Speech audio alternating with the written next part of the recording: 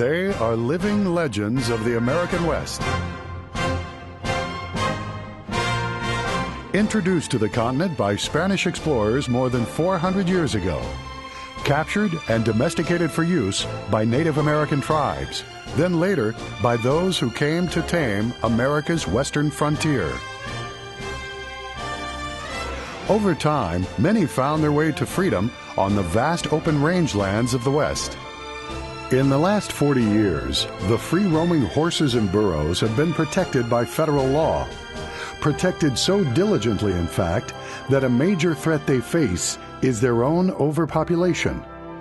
Their growing numbers now threaten the health of the herds, the health of many other species of plant and animal life, and the health of these often fragile landscapes, which support many different public uses and values. They are part of a greater mosaic, the public lands legacy that belongs to all Americans. We all have a stake in the stewardship of these magnificent animals and in the balanced management of the lands they inhabit.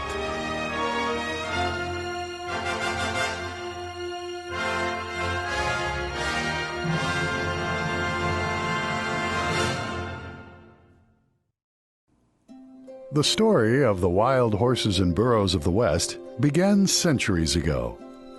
They were roaming the western rangelands even before the first pilgrims arrived on the continent, brought here by Spanish explorers more than 400 years ago. When the Spanish departed, many of the horses were left behind and began populating the western rangelands. Some were captured and domesticated by Native Americans, and later by the Western pioneers and settlers. These pioneers and settlers relied on their own horses and those captured from wild herds for travel and for use in the fields. Miners and missionaries preferred burros or sturdy mules for their endeavors. Cavalry, first protecting settlers and later fighting in international wars, relied on ranchers for remounts. With the advent of mechanized horsepower in travel, farming, mining, and other activities, many of the working animals were set free. These animals joined the free-roaming herds of the West. With few natural predators, the populations of horses and burros continued to flourish. In time, however, their survival on the open range would be threatened. On the western frontier, some considered the wild horses and burros a nuisance, a scourge on the landscape that competed with livestock for forage and damaged vegetation and water resources. Ridding the range of these unwanted animals became a common practice and, over time, a profitable enterprise. Some horse runners captured and killed wild horses and burros for profit, even for sport, a practice that came to be known as mustanging.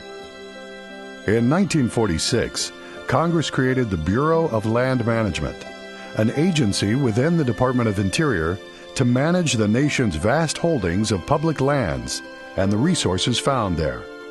The agency would eventually be charged with protecting the wild horses and burros that roamed the public lands. These protections took the form of federal laws that originated in the late 1950s, as described in these historic interviews. The issue at that point was just stop the inhumane treatment. They would chase the horses with airplanes and then with pickups, with trucks, and rope them and tie old tires on them, on the end of the ropes till they could run them down and all of this. Many were outraged by the wanton abuse and slaughter of wild horses. None more so than a Nevada citizen, a woman of frail health but undaunted spirit, whose concern for the animals would forever influence their fate on the western landscape. In the 50s, she, Velma Johnson, saw horses going to slaughter, and at times they were fairly beat up when they were put in the truck. They weren't very humanely treated. And she saw blood coming down the highway. And I'm sure that some of the gathering and some of the disposal that was going on was the cruel and inhumane acts that caused Velma Johnson to become so interested and determined to do something about the way they were being treated. The best strategy for protecting the horses, advocates believed at the time, was to stop the use of aircraft and mechanized vehicles on the ground to chase and capture the animals. Virginia City is a relic of the Old West, and many roundups occurred in the Virginia City area. And at that time, that is where Velma Johnston's battle began, was in Story County. She tracked roundups, she tracked the trucking of animals, and because of this, because of the notoriety, these people out of that area gave her what they thought was a derogatory name, and that was Wild Horse Annie. And actually, she took it as her banner, and she was never ashamed of it. Velma Johnston's legacy came in the form of sweeping legislation that dramatically altered national policy regarding the treatment and the management of the wild horse and burro populations. First, there were only small victories. In 1959, she won passage of legislation that came to be known as the Wild Horse Annie Act. Velma Johnston had fought to create a comprehensive program to protect and manage wild horses and burros. But the 1959 law fell short of that. The law simply banned the use of aircraft and motorized vehicles, with the intention of halting the crude and brutal methods that had often been used to gather the animals. Unfortunately, it did not work. The removal, the illegal removal of horses just for slaughter, and even under the state laws, was still happening. So Annie felt that she had to go after something that would give federal jurisdiction, at least on the public lands. Her determination eventually led to unanimous congressional approval of landmark legislation known as the Wild Free-Roaming Horses and Burros Act of 1971. During her campaign to win passage of the law, Velma Johnston enlisted the help of thousands of school children. I remember floods, boxes of letters. I mean, Velma would come into the office with a carton of just one day's mail of children that had written to her how they could help her save wild horses. And it was children writing their congressman. Dr. Michael Pontrelli served as science advisor to Wild Horse Annie. He recalls their joint appearance before Congress in 1971 and the throngs of school children who descended upon the U.S. Capitol to support their cause. Not only did Andy and I testify together, we testified at the same time, so that all those people were there at once. There were school children inside that hearing room, all around the sides, filled all the seating. Kids sitting on the steps of the thing. Plus, they had loudspeakers outside, talking about the wild horses, and I mean, it was a big deal. The one thing that happened with Annie that I've always been proud of, and still am, but at the end of this, she said, "I will remember that I used the word range when we're talking about horses. We've got to protect the range." Once enacted, the 1971 law directed the U.S. Forest Service and the Bureau of Land Management to protect and manage the wild horses and burros in balance with other ecological resources, including wildlife species. The law authorized the agencies to inventory the animals, to establish herd management areas, to maintain the herd populations at appropriate management levels, and to remove animals from the range when those levels were exceeded. To carry out its responsibilities under the new law, the BLM conducted inventories of the wild horses and burros. The agency consulted wildlife officials, ranchers, and other private landowners and public land users. The initial objective was to identify where herds existed on millions of acres across the broad checkerboard of public and private land. The agency then identified areas of the public lands to be dedicated as herd management areas. Here, the animals could still roam in freedom and yet be managed successfully, as required by the 1971 law. It was a declaration that these animals were important national symbol and they were to be managed and for the long term. But Wild Horse Annie wasn't finished. The use of aircraft and other motorized vehicles had been banned by the legislation enacted in 1959, a provision targeted at the inhumane practices of Mustangers. But by the 1970s, many began to see the potential of these tools to gather the animals more effectively, more safely, and more humanely. Among them was the most ardent champion of the wild horses and burros. We took Annie out a number of times in a helicopter with us to show how that with experience and care you could use a helicopter to drive these animals much safer than you could just by horseback. That, if they got to running towards the rocks where it was going to cripple them and injure them, you could just drop over in front of them with a helicopter and slow them down or turn them, showing her how you could use helicopters would be much safer than just running them by horseback when you had to do roundups. In 1976, she helped win support for an important provision of the Federal Land Policy and Management Act, or FLPMA. This provision expressly authorized the use of motorized vehicles, including helicopters, to gather wild horses and burros for management purposes. It gave the Bureau authority for helicopter use. And WOA wasn't directly involved, but as Velma's agent, I filmed the roundups. And then we started showing that film to other organizations in order to show that they could be humane, that just because it was a helicopter didn't mean that the animals would be run to death, that if it was done correctly, it was more humane.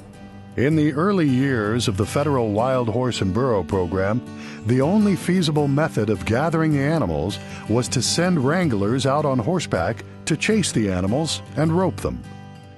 It was an inefficient process that too often resulted in injuries, extreme stress and exhaustion for the wild horses, and also the saddle horses used by the wranglers. Saddle horses always suffer more than the horses they're running. When you gather horses horseback, you have a number of riders out, which are all in danger. You booger up saddle horses, so it's tough on the saddle horses because they're packing all that weight.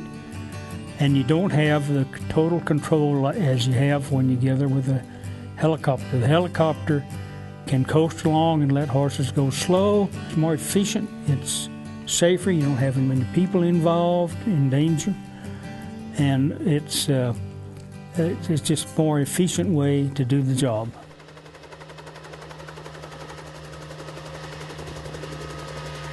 The Bureau of Land Management continues to refine gather methods to improve the health and safety of the wild horses and burros, and ensure the humane and caring treatment that these living legends deserve.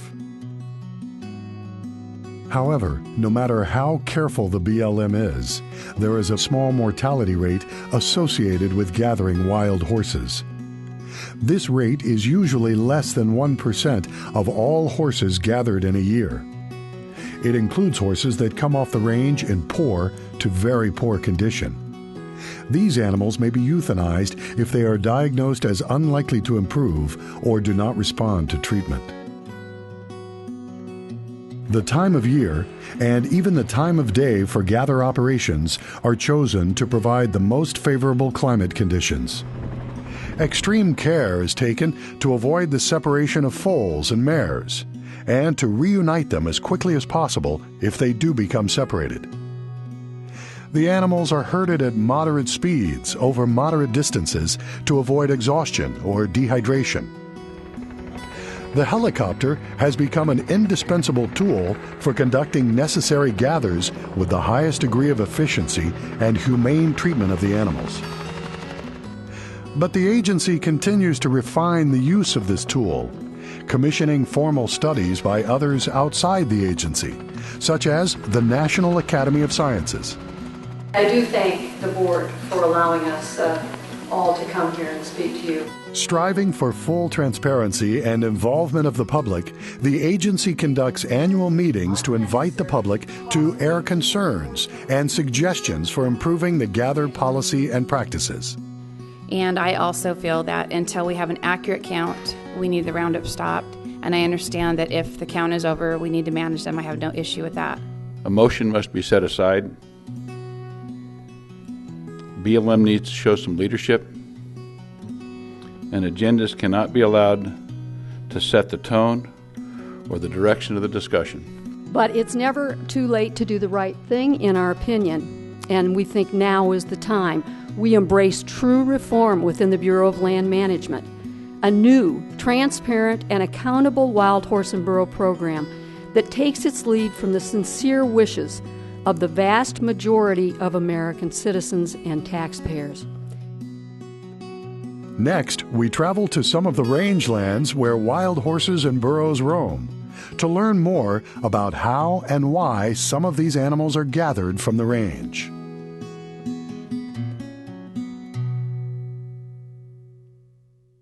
I love to see all wildlife. I love all animals, so I don't want to see horses overgrazing and starving out deer. I don't want to see the loss of rabbits and elk. I want to see that all. I want to see it managed nicely. Across the western United States, BLM specialists monitor the range along with animal populations that inhabit them. Their goal is healthy horses and burros on healthy rangelands. Let's take a closer look at some of these areas. In southwestern Wyoming, inventories of wild horses in the Adobe Town and Salt Wells herd management areas show a sharp increase in populations from 2009 to 2010. The overpopulation poses a significant threat to wildlife habitat and forage. It's just a big chunk of country with a lot of horses, and we only have so much habitat available, and if we allow too many horses to be out there, then we aren't going to have the habitat available for the elk and the antelope and the deer and the other species that rely on that. Railroad land grants from the 1800s created a checkerboard pattern of land ownership. The lands were divided with alternating sections of private land and federally managed public land. The 1971 Wild Free-Roaming Horses and Burros Act did not identify a specific acreage to be managed as habitat for wild horses and burros. It recognized that animals roam on a landscape of mixed ownership. Over the years, management units have been identified, taking into consideration such factors as availability of water, the presence of habitat for summer and winter range, and conflicts with other resource values or land ownership.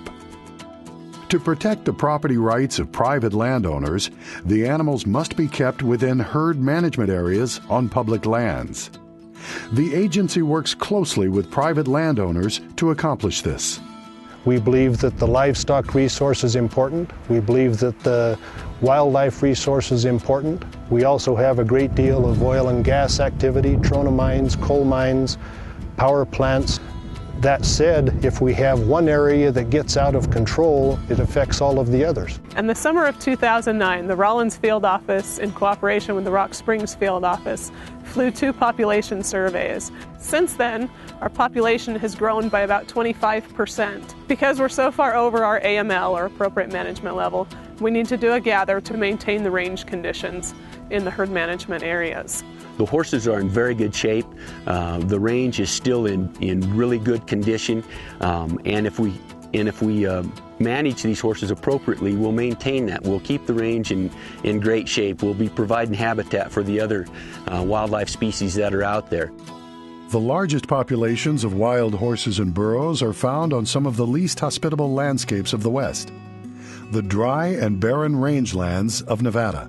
The Montezuma Peak and the Paymaster herd management areas are located in the northern part of the Mojave Desert. These areas get no more than 3 to 4 inches of precipitation annually. As you can see across the landscape, we've got mostly shrub species here, and there's very few grasses that are produced in the understory. In fact, there's an example right here. The grasses are small and don't comprise a large percentage of the plant community. With limited water and forage, ever-increasing herd populations, and competition for food and water, the animals often face a day-to-day struggle to survive. The whole center of this Montezuma HMA is almost devoid of vegetation, especially anything edible for a horse or other grazing animals. So I've seen it, it breaks my heart. It's turning into a dust bowl. I pass right through where all the wild horses are, and over the years I've seen many of them that they're starving to death.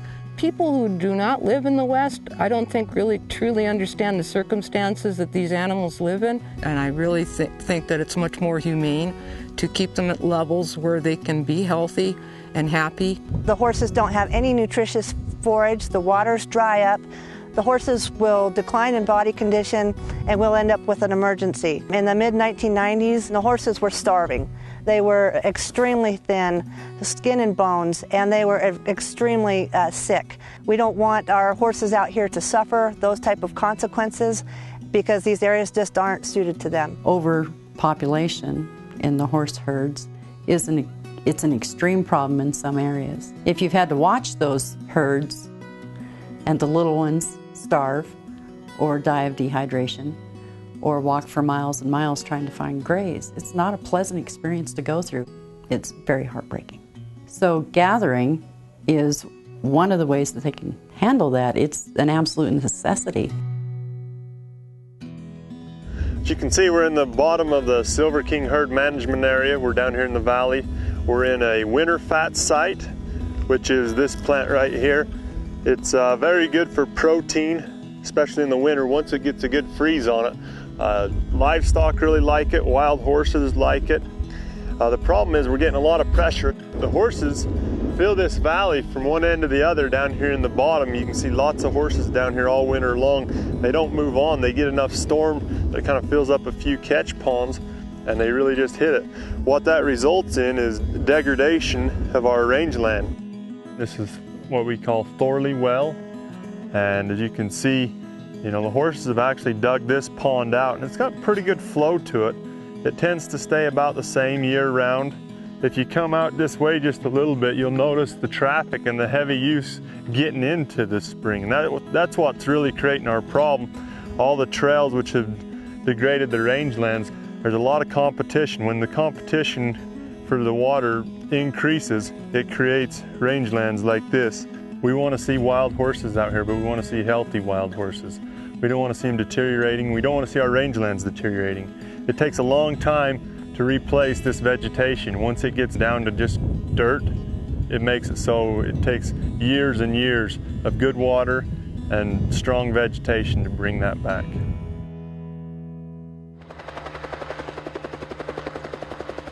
Now, to learn more about gathering horses with helicopters, we take to the air over a herd management area in western Utah. And just about when the sun comes up, that's usually the best time to take off. Don't like to do it much earlier than that because you can't see the horses in the shadows very good. And we usually have some sort of plan. We know where we're going to start the day. And today it's out in the middle of this huge valley, about 7 miles from the trap. So we're looking for needles in one big haystack. This is a very harsh environment here in western Utah, and we're on site with 2 helicopters doing the gather to try to remove some of the horses. And horses are literally traveling anywhere from 10 to 15 plus miles a day back and forth between forage and water. Extremely rugged.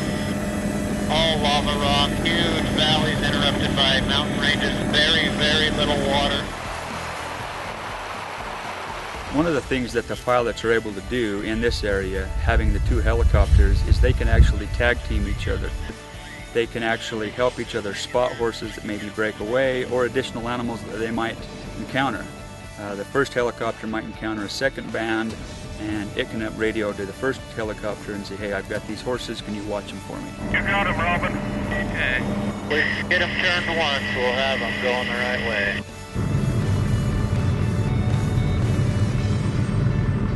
Looks like we got 4 horses. This is a group of horses that Alan started this way 2 days ago. So these horses were brought over about halfway and then left them. They were starting to get tired. So they made their way over the hill down to water. Now they're right where we need them, right where we can go put them in the trap. So basically a 3-day process, but now we can take them in today.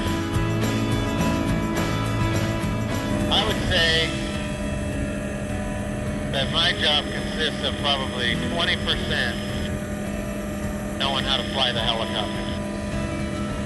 Most people with a little experience and a little time in an aircraft can fly it. 80% of what we do is knowing horses, what their behaviors are, what they want to do, what they don't want to do. They actually have to have the specialized experience or be carded in specifically herding animals. Yeah, it takes 300 hours as a training pilot to get carded to fly horses. That's not just pilot training, that's training underneath the Wild Horse and Burro program. When they go like this, they're going at their own speed. They're covering plenty of ground, they're not getting tired. Generally, this is about what 80% of your gather is. Horses walking, going the direction you want. We're just staying back watching exactly what we want. One of the things that we're really concerned about is we need to make sure that the horses are at all times good, healthy condition. And one of the things that the helicopter pilot utilizes is if they see the horses that tend to maybe start getting tired, they actually may just back off, and even to the point of setting the helicopter on the ground and letting the horses just go at a small, easy trot before they even get close to the trap. The speed that we're taking the animals is the speed that they can handle. It's easy on the animals, it's not hurting them. When we know that they can go faster, we move them faster. When they're a long ways from the trap, we take our time. Everything that we do, every canyon, every ridge, every wash that we take them across, we always take into consideration what's going to be easiest on the animals. So it's very important that we choose a trap site that we can safely and effectively gather wild horses. And this trap site has actually been used since the early 80s. This is a trap site where the horses normally would travel anyway. And you got 4 coming in, and Alan's right behind me with a big bunch, and 4 coming on their own.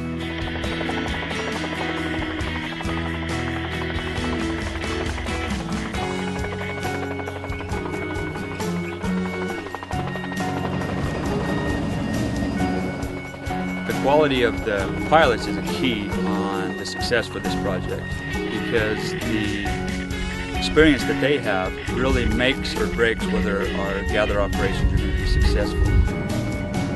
I'm right behind you.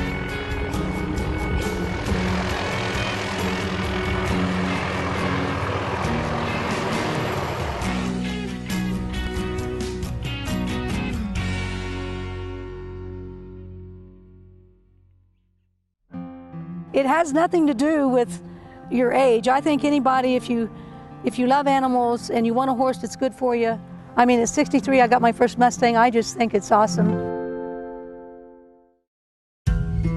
In the summer of 2010, BLM staged one of the largest wild horse and burro roundups in recent history. Based out of the Eagle Lake Field Office in Susanville, it took place in an area known as Twin Peaks. This vast and magnificent stretch of western landscape covers nearly 800,000 acres, most of it public land.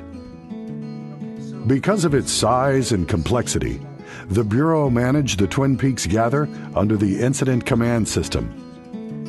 Originally developed in the 1970s in the Wildland Fire Program, it has been refined over the years to manage other incidents such as natural disasters. Under a well-defined command structure, this organizational tool brings staff and incident resources together to efficiently manage highly complex events and projects. Twin Peaks was the first time it was used for wild horse operations. Operationally, we'd like to collect as many horses as we can during the gather. And for us, that would be, optimally, that would be 2,200 horses. That'd be about 100%. However, we know that's not going to be achieved. If we get 90%, that would be great. An appropriate management level for this HMA, herd management area, is 450 horses. The decision to gather at Twin Peaks was based on a methodical population census of horses and burros conducted periodically by the BLM, and on comprehensive scientific evaluations of the land and its resources. This monitoring examined the conditions of soil, forage, water resources, and riparian and wetlands habitat. Horse populations are established through our land use planning process. This planning process is open to the public, it's lengthy, and it involves scientific data and public opinion in order to set horse populations. An environmental assessment is used to determine if a gather is necessary. This would include looking at the impacts the horses are having on the land. It also might find out that a gather is not necessary at all, so there would be no action needed. During the data analysis for our Twin Peaks environmental assessment, we determined that wild horses and burros were consuming 3 to 5 times their forage allocation within the herd management area. What this means on the ground is they were having severe impacts to our riparian areas. We were seeing lack of vegetation, destabilized banks, and in general just poor functioning condition. In comparison to the horse numbers, livestock use in the Twin Peaks HMA was much lower. During the same time period, cattle use was only about 60% of their allocated forage, and sheep use was about 32%. Our range management, it's based on the condition of the land. And so we're always trying to maintain a healthy landscape. And that, of course, fluctuates with drought and wet seasons and the amount of use that's demanded on multiple use lands. And so for us, it's about forage and water. Cattle are managed, they're managed year-round, they're removed from the range, they're put back in at certain times. There's a certain number based on amount of forage we believe is out there at any given time. If there's a drought situation, then we can pull the cattle off. If they're overusing certain areas, we can pull the cattle off. Wildlife is not allocated forage, but wildlife also uses the same water sources and similar forages that cattle and horses would use.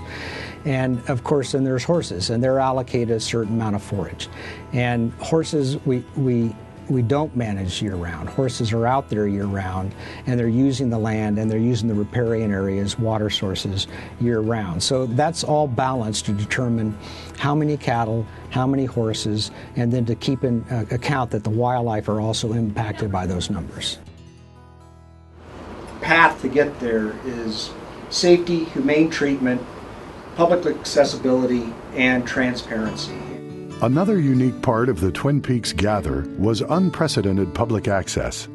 Against the backdrop of this controversial and at times highly emotional program, the agency strived to enable the public to see firsthand BLM's humane treatment of the animals under its care during all phases of gathering and holding operations. I think one of the benefits of completing the Twin Peaks Gather in such an open and transparent process was that it gave us an opportunity to demonstrate to the public what a challenge it is to have BLM's multiple-use mission.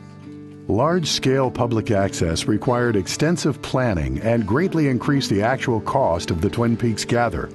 We need to get the job done, and as safely and as efficiently as possible, and law enforcement is a key component of that. Observers can, with very little effort on their part, disrupt or interfere with a significant amount of work that's gone into getting the horses to the trap site. So it's a delicate balance between allowing the observers to observe, but also providing for that ultimate safety of the horses. There were many challenges involved in the logistics of safely allowing members of the public to watch the inherently unpredictable process of capturing large numbers of wild horses and burros in such a remote and desolate location. It really comes down to selecting what's best for the safety of the horses and taking into account viewing of the public now in a safe distance and just operationally how they can get the most horses into the trap site safely.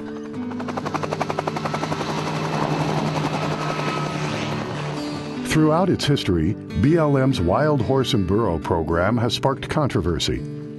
Individuals and organizations have had strong feelings and at times have taken exception to BLM's management of wild horses and burros. At Twin Peaks, we talked to some of these individuals. I'm not against the BLM, don't get me wrong. I'm not against the other agency charged with their protection management, which is the Forest Service. I just want them to do their job fairly and be fair to these animals and give them their rightful share. You know, a little piece of freedom, piece of land out here in these vast, wide open spaces. If they have to be taken off the range, they should be in their family groups right now. It would reduce the stress, it would reduce the risk of injury, it would do all manner of better things to make it about what's better for the horses and not just what's convenient for the people. My concern is that they're being excessively rounded up, that they're taking far too many and leaving far too few for such a vast area of nearly 800,000 acres. You realize an acre is about the size of a football field. I'm aware, I've reviewed the environmental assessment. I'm aware that the allocation for livestock is about 82% of the forage, whereas that for the wild horses is the remainder, and then the wildlife too. After many months of planning and preparation, the Twin Peaks gather began just after dawn on August 11th. A helicopter lifted off to find horses and burros on the range and began herding them to a capture point. The first days of the gather were conducted at a location called the Skedaddle Home Range. In the weeks that followed, gather operations moved to another area so the horses and burros were closer to the trap site. Here's our trap. Once a band of horses was located, the helicopter began moving them in the general direction of the trap. As the helicopter carefully herded the animals in the direction of the trap, wings extending out on either side of their path funneled the horses into a temporary corral. This is what we call jute. It's a very soft fabric. It's made up of just rope, and it acts as a visual barrier for the horses, so we can funnel them into the corrals. If they were to come in contact with this, it's very soft and pliable. It's actually very easily just to break through this in a very humane way of directing the animals into the trap. The helicopter often stayed a quarter mile to a half mile away from the animals, approaching closer only when necessary to keep the horses moving or to change their direction. As the pilot moved the horses closer to the trap, he radioed wranglers on the ground that they were coming in. A domestic guide horse was led by a wrangler to the entrance of the trap wings. Other wranglers hid alongside the wings, waiting for the horses to run by. The guide horse, who was trained to gallop in front of the wild horses, was released and led the animals into the portable corral.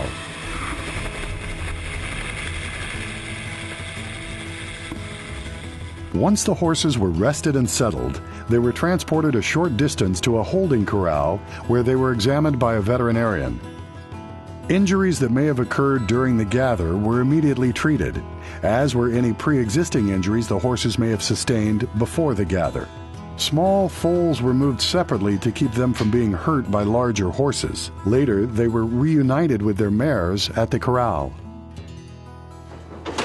Consistent with the Bureau's management approach, a number of strong, healthy horses were returned to the range to repopulate the herd.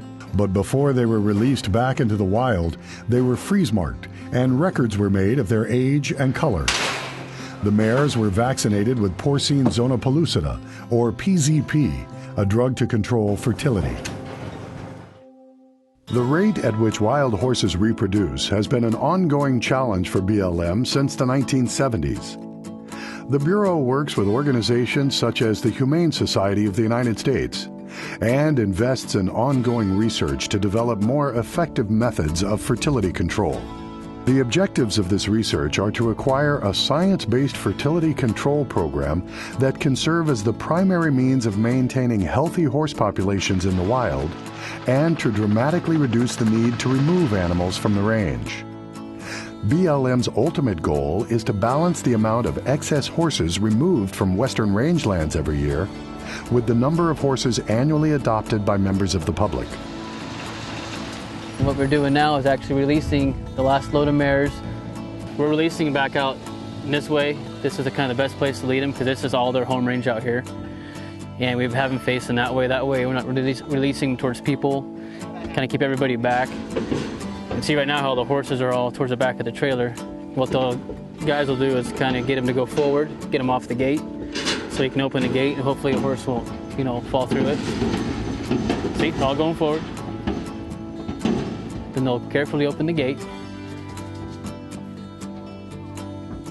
Obviously don't want to get kicked.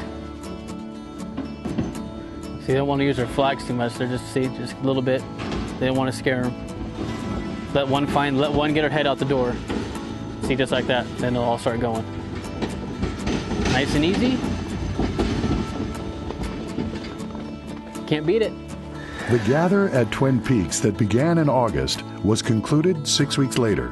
The operation was successful in reducing the populations of wild horses and burros in the area to the upper range of appropriate management levels.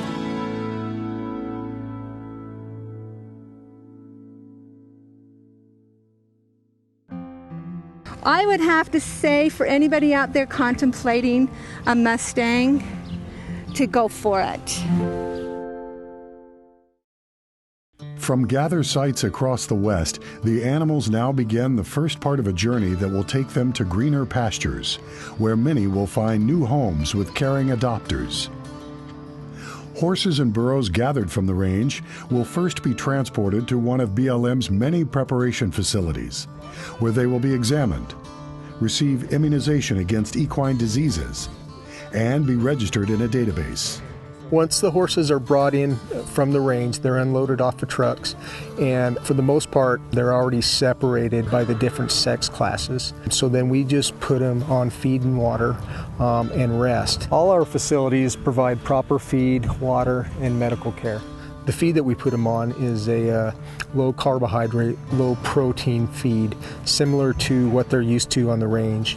And then we slowly transition them into a more of a domesticated feed.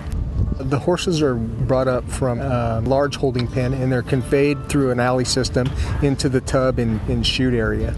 The tub where we hold the larger group of animals is round. There's no sharp corners in it. Once they're in the tub and chute area, then they come single file through an alley into the squeeze chute. So we open the door of the squeeze chute. The individual animal comes in, the door's closed behind it, and then the horse is squeezed up snugly but not overly tight. Then we administer vaccinations. The vaccinations are very important for disease prevention in these facilities. When these horses come in from the range unvaccinated, they're naive to domestic horse diseases. So we give them vaccines in order for prevention for that. And then age determination is done by the veterinarian. We have some special metal sticks that we put in the horse's mouth so we can see the teeth. And then depending on tooth shape, angle, eruption determines the age of the animal. 12. This horse is 15. And then after that, deworming medication is administered orally to the animal. Once those steps are done, then we shave the neck, the hair on the neck, down to skin level. This is where we're going to apply the freeze brand. On an adult horse, we leave a freeze mark on there, or the freeze line on there, for approximately 30 seconds. What that does is it alters the hair follicles in the neck, and in about 6 to 8 weeks, that hair grows back white in color. And the color or the white areas on there resemble the freeze mark. Then we hang a neck tag around the animal's neck. This is a numeric 4-digit number that each animal gets. It's part of their freeze brand, their freeze identification. Then we record all the information into our database, the freeze mark of the animal, the color, their color markings, and then we can track these animals individually through adoption and titling. 1 month later, they're brought back in for another set of of booster vaccinations so they get the acquired immunity that they need. After that's completed, then these horses are available for the adoption program. The BLM prepares horses and burros for adoption here at Indian Lakes near Fallon, Nevada, and at other preparation facilities including Palomino Valley, Nevada, Rock Springs, Wyoming, Burns, Oregon, Ridgecrest, California, and Susanville, California. We're here at the Litchfield Corrals, just outside of Susanville, Northern California's Wild Horse and Burro Preparation Facility. We're going to show you around the facility today, and you can see some of the wild horses and burros that we have inside and that will be available for adoption soon. You can see these are pretty big pens. Actually, most of these pens range in size from 4 to 7 acres. So that's a pretty big area. It's bigger than a lot of people's property that keep horses.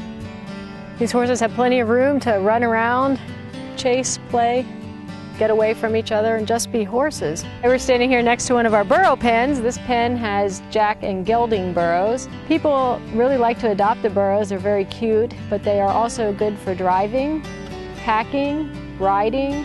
People use them for guard animals to protect their sheep and goats from coyotes. So we hope that if you're interested in adopting a burro, you can come on out and get one. In addition to public adoptions held at some of the BLM preparation facilities, the agency also takes the adoption program on the road, transporting horses and burros to adoption events in communities throughout the country. I want to welcome you to the Bureau of Land Management's Wild Horse and Burro Adoption and to the Midland County Fairgrounds. Adoptions by internet have provided another means of introducing the public to America's living legends and finding good homes for the animals with caring and qualified adopters. We're bidding on Jenny 9269. We have an only bid for 125. While the BLM is eager to find homes for the animals, the agency's detailed application, screening, and inspection process ensures that the horses and burros are placed with those who are qualified to care for them. Among other requirements, adopters must demonstrate that they have adequate feed, water, and facilities to provide humane care for the animals. Since the passage of the Wild Free Roaming Horses and Burros Act in 1971, the BLM has placed more than 220,000 wild horses and burros into the care of private citizens. Midwest Mustang Challenge! The BLM, along with the Nevada Commission for the Preservation of Wild Horses, contributed to the creation of the Mustang Heritage Foundation. The BLM now works with the foundation in sponsoring extreme Mustang makeover competitions, which showcase the abilities and benefits of adopting America's living legends. Horse trainers young and old from around the country train wild horses for approximately 90 days, getting them ready to ride. They then compete at many regional and national events. Most importantly, the Mustang Heritage Foundation helps BLM by promoting horse adoptions, providing saddle-ready horses to Americans wanting to adopt, and raising awareness with the public of the need for good homes for these animals. Thank you very much, Ryan. Partnerships with correctional facilities allow inmates to saddle-train Mustangs, benefiting the adoption program and the rehabilitation of inmates who work with the horses. Seeking to provide more trained wild horses that may be more appealing to adopters, the BLM is exploring other partnerships or contractual arrangements for the training of animals to be adopted. Some of the horses gathered from the range have little likelihood of being adopted because of advanced age or other characteristics. But these horses will also find new homes where they will be cared for humanely. We ensure that the excess horses either are taken to good homes that the public take care of, or they're taken to long-term pastures where they can live out their lives. When it's determined that there's not a demand for that animal and it's going to actually go to one of our long-term holding pastures, then they are loaded on a straight deck truck. Those trucks then will go to a long-term holding facility and they will be offloaded at their corral and they'll be able to go into their pens where they're watered and fed for that night. From those pens, they have what they call traps, which are 5 to 10 acres. And those horses will be let out into the traps, and for anywhere from a week to 2 week period of time, they'll be doing a transition period. And this is very, very important. They learn that there's a truck, they learn the sound of the truck, and the most important thing of all is they learn that truck has feet, and they like that feet. And so when they actually get them used to that and horses start coming up to it, then they will gradually let them follow the truck out to the larger pastures, which they'll do at that point in time, and then they'll be out in the pastures. The grass is like a real emerald green. I mean, it's so green. And they like chasing the green, so they're just kind of running across, grabbing little bites of green grass. And then as the year goes on, and turns into from the spring into the summer, you're going to have this grass that is up to their hocks. We have project inspectors that actually is in contact with the contractors on a daily basis. They make rounds and periodically go and check the horses, talk to the contractors. They make sure that if there's any problems that they're dealt with. The wild horse and burro specialists that work for BLM do this job because they honestly really love horses. They don't want anything bad to happen to these horses, and they're looking at the whole picture, because if you don't take excess horses off of the range and have a place for them, then those horses will suffer. If you don't place them in good homes, then those horses will suffer, and if you don't have a place to put these horses for the rest of their lives in large pastures so that they can have a free roving balance, they will suffer. So the horse specialists in all aspects of the program honestly care very, very much about these horses. It's a passion. It's not a 9-to-5 job. Believe me, it's not a 9-to-5 job. It is a job that you only do it because you love the animals and you love what you're doing.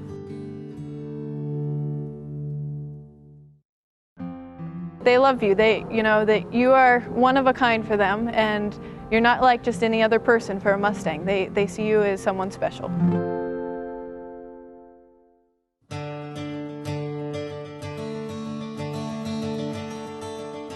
They exist in teeming populations never imagined when the laws to protect wild horses and burros were enacted. Some 33,000 horses and 4,700 burros can be found today roaming millions of acres of public lands. The Bureau of Land Management can continue to provide responsible and caring stewardship for these living legends of the American frontier.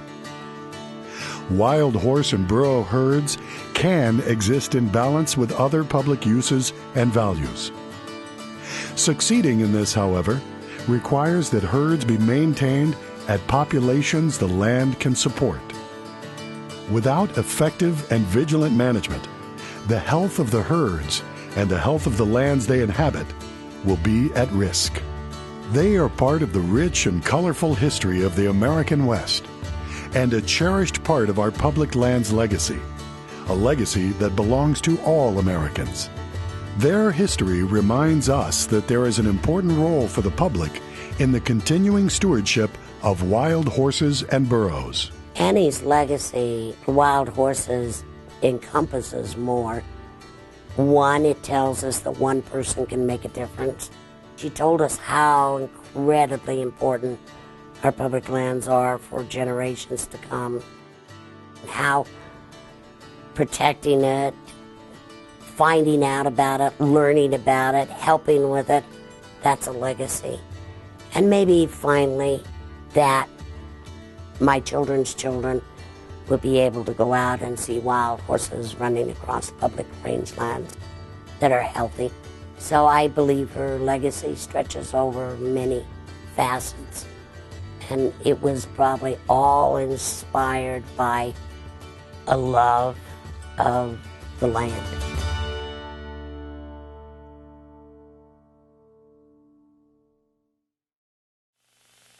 There's no other animal in the history of our country that has been so brutally exploited. I talked to him, our one congressman from Nevada. One day he was in the office. We were shooting the breeze. And I said, well, would you introduce a bill in Congress? And I told him what I'd like to have, and he said, sure. So he did. People have different degrees of humaneness, and I guess to them it was just a marketable commodity. I particularly like the response of the children programs I give in the schools. You can almost see the stars and stripes waving in their eyeballs when you give them a stirring talking about we the people, government by the people, we the people. That means you kids too. It isn't just us grown-ups that are the people that I'm talking about, because these horses belong to all the people of America, and they exist on land that belongs to all the people of America. I can't take credit for the trap being sprung this weekend. It was the people in Story County, Virginia City particularly, and the ecology students at the University of Nevada, Dr. Michael Pontrelli. I did know about it, and it was through the knowledge I had of the trap that this all developed. How was it discovered? I think it's generally known throughout the United States that if anything happens to a horse, no matter how major or minor, I am the first person who was told about it. And it seems that a gentleman, or fellow, was discussing a trap that he was building in Story County, and someone overheard it and thought I would be interested and telephoned to me. It's not that fancy. It isn't European. It doesn't have room for much more than one person, and it's hard to keep clean. But you don't have to wait in line to fill its tank. You don't have to worry about parking spaces, tune-ups, or what next year's model will look like, and it's a lot of fun. We've got thousands of wild horses waiting to be adopted. For information, write Bureau of Land Management, Denver, Colorado, 80225.